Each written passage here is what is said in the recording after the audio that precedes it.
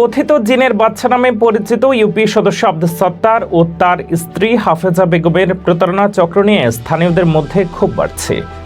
জামালপুর সদর উপজেলার রশিদপুর ইউনিয়নের স্থানীয়রা অভিযোগ করেছেন, চিকিৎসার নামে সাধারণ মানুষকে প্রতারণা করে তারা দীর্ঘদিন ধরে বিপুল পরিমাণ অর্থ হাতে নিচ্ছেন।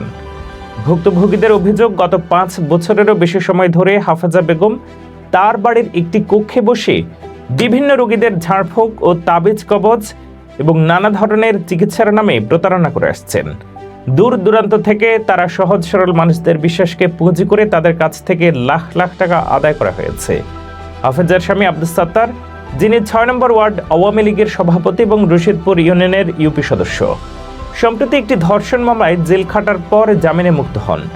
জেল থেকে বের হওয়ার পর তিনি আরও বেপরোয়া হয়ে তাদের প্রতারণামূলক কার্যক্রম চালিয়ে যাচ্ছেন বলে স্থানীয়দের অভিযোগ।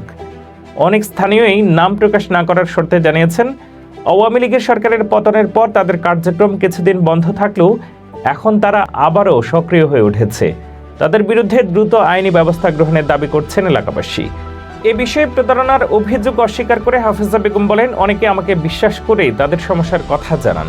আমি তাদের সাহায্য করার চেষ্টা করি, তবে আমি কাউকে জোর করে আমার কাছে ডাকি না। এই ঘটনায় স্থানীয় প্রশাসন এবং আইনি সংস্থাগুলোর দৃষ্টি আকর্ষণ করেছে। স্থানীয়রা আশা করছেন শিগগিরই এই ধরনের প্রতারণা বন্ধে কার্যকর ব্যবস্থা নেওয়া হবে। এমন প্রতারণা সমাজে অসহায় মানুষের আর ক্ষতির মুখে ঠেলে দেয়, যা বন্ধ করা অত্যন্ত জরুরি।